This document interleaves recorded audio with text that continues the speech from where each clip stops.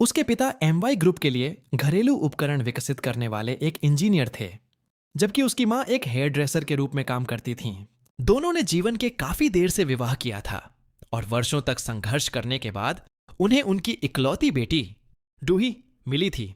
लेकिन दुर्भाग्यवश डूही के 11वें जन्मदिन पर एक सड़क दुर्घटना में उसके माता पिता की मृत्यु हो गई। उसके बाद एमवाई ग्रुप की चेयरवुमन जू चांसू ने उसे गोद ले लिया। एक बात विशेष रूप से ध्यान खींचने वाली थी। मिस टोन्नाउलाल, डूही के पिता, कभी जू चांसू के साथ मिलकर एमवाई ग्रुप के इलेक्ट्रॉनिक्स विभाग के सह संस्थापक रहे थे। जीवन में इतने कष्ट झेलने के बावजूद डूही ने कभी हार नहीं मानी। उसने पढ़ाई में हमेशा उत्कृष्ट प्रदर्शन किया। इतना ही नहीं, कॉलेज में रहते हुए उसने अपनी खुद की बेकरी कंपनी भी शुरू कर दी थी। वेस्पर ओवोडोन सिर्फ 7 वर्षों के भीतर उसका ब्रांड F&B उद्योग में नंबर 1 स्थान तक पहुंच गया। इस पूरे समय वह अविवाहित रही। हालांकि उसने कुछ रिश्ते बनाए थे, लेकिन काम और पढ़ाई के प्रति उसकी अत्यधिक प्रतिबद्धता के कारण कोई भी रिश्ता लंबे समय तक नहीं टिक पाया। इसी दौरान एक छोटी सी जानकारी ने गुआन का ध्यान आकर्षित किया। डूही का पसंदीदा भोजन था मीठा और खट्टा पोर्क। सारी जानकारी का विश्लेषण करने के बाद गुआन ने फैसला किया कि वह अपनी सबसे मजबूत कला का उपयोग करेगा, लोगों को अपने आकर्षण से प्रभावित करना। उधर नो सुजेन अपनी सफलता का जश्न मना रही थी। वह खुश थी कि उसने डूही की सहायक कंपनी में भारी अव्यवस्था फैला दी थी। लेकिन उसकी मुस्कान उसी क्षण जम गई जब अचानक डूही उसके पीछे आकर खड़ी हो गई। डूही ने शांत स्वर में कहा, जोरे, तुम्हारी कपड़ों की पसंद तुम्हारी पुरुषों की पसंद से कहीं बेहतर है। असल में डूही वहां कंपनी के शेयरों को स्थिर करने आई थी। बिना किसी हिचकिचाहट के उसने नो सुजैन और एक सेल्समैन की कई निजी तस्वीरें सामने रख दी। पल भर में पूरा खेल पलट गया। उसी समय गुआन का फोन आ गया। उसने दावा किया कि वह बेहद गंभीर और जानलेवा शारीरिक समस्याओं से जूझ रहा है और उसे तुरंत डूही से मिलना है। कुछ क्षण सोचने के बाद डूही मान गई। दोनों ने मिलने का समय तय कर लिया। फोन रखने के बाद डूही ने ठंडे स्वर में नो सुजैन को चेतावनी दी, हेयर पर अगर तुम्हारी निजी जिंदगी की बातें बाहर आ गईं, तो एमवाई फैशन ब्रांड एक ही रात में बर्बाद हो जाएगा और चेयरमैन का गुस्सा झेलना भी तुम्हारे लिए असंभव होगा। फिर उसने अपनी बड़ी बहन को सलाह दी, ये अगर तुम्हें साजिशें ही करनी हैं तो सही व्यक्ति को निशाना बनाओ, टेंस। और यदि लड़ाई लड़नी ही है तो बड़े भाई के साथ खेल खेलने में तुम्हें ज्यादा मजा आएगा। दूसरी ओर जू जांग सुख घुटनों के बल बैठकर प्रार्थना कर रही थी। वह सच्चे मन से क्षमा मांग रही थी। उसे डर था कि शायद उसे कभी भी डूही की माफी न मिल सके। कई वर्ष पहले जब डूही के माता पिता उस दुखद दुर्घटना में मारे गए थे, उस दुर्घटना के समय जू जोंग सुख स्वयं घटनास्थल पर मौजूद थीं।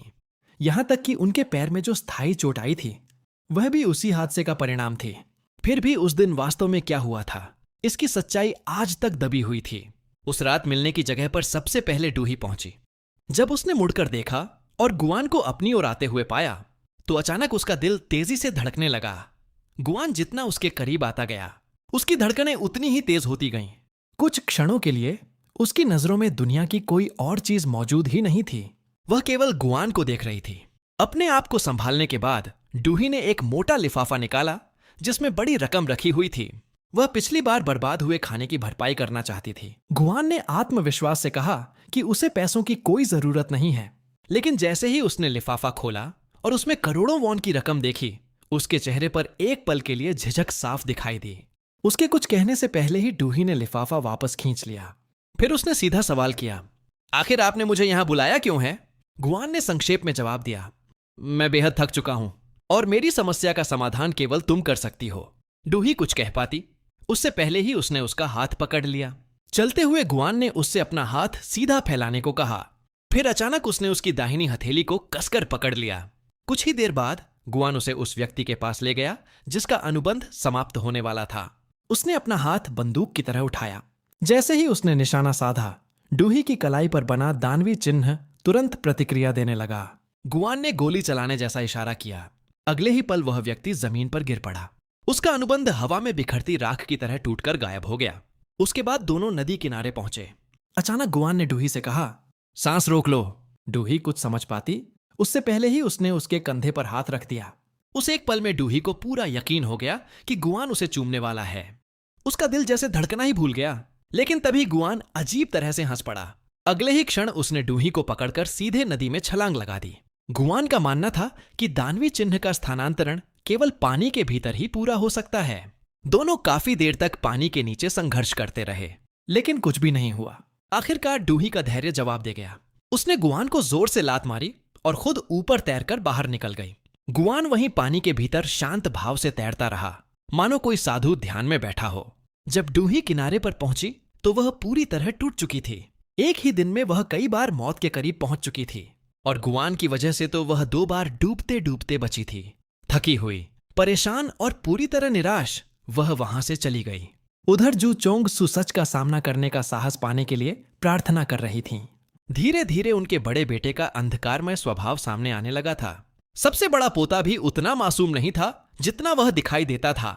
नोसुजेन ने भले ही आंतरिक संघर्ष को शांत कर दिया हो, लेकिन उसके मन में अब भी डूही के प्रति गहरी नाराजगी थी। यहां तक कि वह पोता भी, जो देखने में बिल्कुल हानि रहित लगता था, समूह का निदेशक बनने की महत्वाकांक्षा रखता था। इसका मतलब केवल एक था, हर किसी के पास डूही को रास्ते से हटाने का कोई न कोई कारण मौजूद था। अचानक एक मोटरसाइकिल तेजी से वहां से गुजरी और उसने डूही पर कोई तरल पदार्थ फेंक दिया।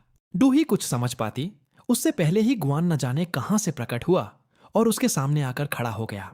उसने अपने शरीर से डूही को पूरी तरह ढक लिया, फिर शांत स्वर में बोला, अगर तुम किसी और का खजाना अपने पास रखती हो तो कम से कम उसकी जिम्मेदारी भी उठानी चाहिए।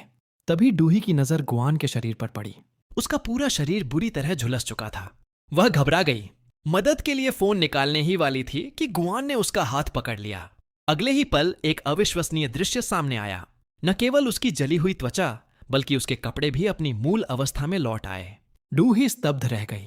उसने कांपती आवाज में पूछा, तुम आखिर हो कौन? कुछ ही देर बाद पुलिस वहां पहुंच गई।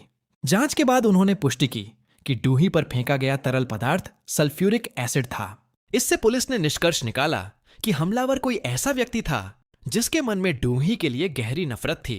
डूही को तुरंत छातेजुन की रहस्यमयी मौत याद आ गई, लेकिन आखिर में उसने झूठ बोल दिया और कहा कि उसे किसी पर शक नहीं है। जांच समाप्त होने के बाद गुआन उसे घर छोड़ने गया। रास्ते भर वह बार बार उसे सावधान रहने की सलाह देता रहा, लेकिन असल वजह कुछ और थी। उसे डर था कि अगर डूही के साथ कुछ हो गया तो शायद वह दानवी चिन्ह भी हमेशा के लिए गायब हो जाए। जहां तक डूही की बात थी, उसे इस बात से कोई फर्क नहीं पड़ता था कि गुआन कोई फरिश्ता है या शैतान। उसके लिए महत्वपूर्ण केवल एक बात थी, गुआन के पास भयावह शक्तियां थीं और उन शक्तियों की चाबी उसकी कलाई पर बना वही चिन्ह था। धीरे धीरे उसे समझ आने लगा कि गुआन बार बार उसके आसपास क्यों दिखाई देता है।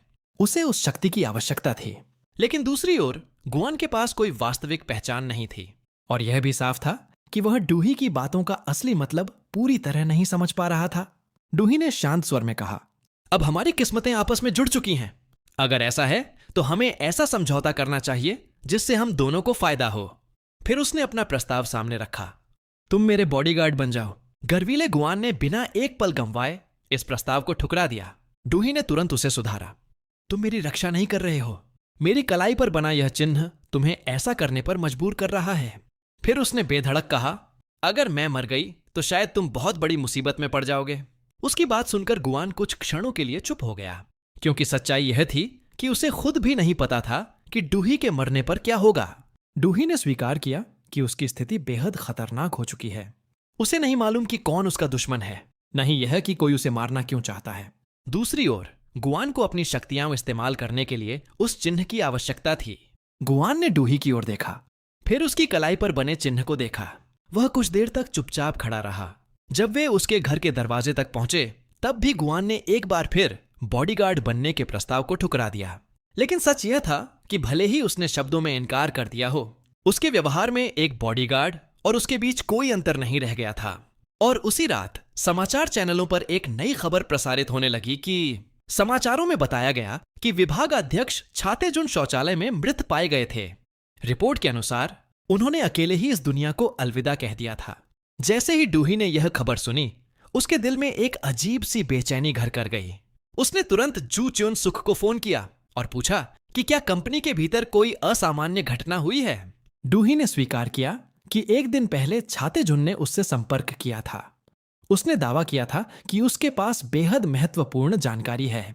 उस समय डूही ने इसे ब्लैकमेल समझकर गंभीरता से नहीं लिया था, लेकिन अब यह खबर सुनने के बाद उसे महसूस हुआ कि कुछ बहुत गलत हो रहा है। जू च्योन सुक ने उसकी पूरी बात शांति से सुनी।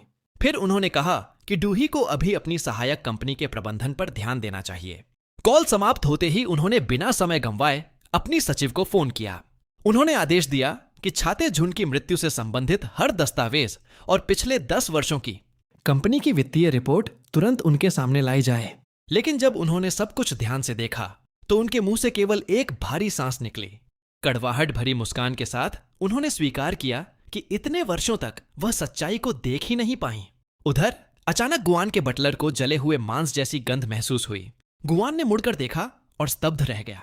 उसका शरीर अपने आप जलना शुरू हो चुका था। यह स्पष्ट संकेत था कि दानवी प्रतिघात अब शुरू हो चुका था। उसने तुरंत डूही को फोन किया और कहा, घर से बाहर मत जाना, मैं अभी तुम्हारे पास आ रहा हूं। जब दोनों मिले तो इस बार गुआन ने खुद पहल की। उसने डूही का बॉडीगार्ड बनने के लिए सहमति दे दी, लेकिन एक शर्त पर। उसे पहले उसके साथ कहीं चलना होगा। 1 सेकंड से भी कम समय में दोनों 100 मीटर ऊंची इमारत की छत पर खड़े थे। यह गुआन के लिए अनुबंध वाले व्यक्ति को खोजने की सबसे उपयुक्त जगह थी। डूही चीख भी नहीं पाई थी कि गुआन अपना लक्ष्य ढूंढ चुका था।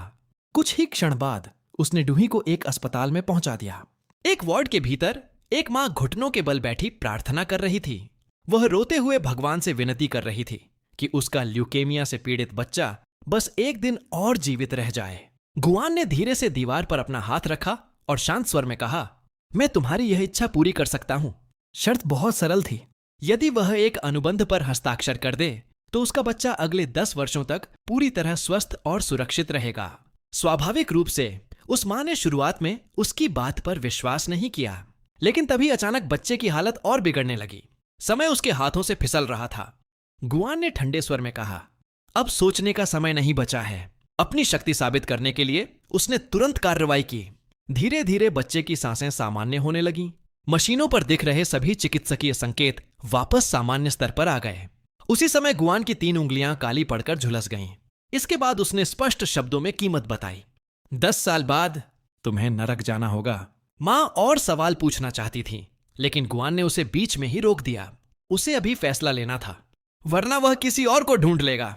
यह देखकर डूही आगे बढ़ी और गुआन से विनती की कि वह उस महिला को थोड़ा और समय दे, लेकिन गुआन ने साफ इनकार कर दिया। वास्तव में समय नहीं बचा था।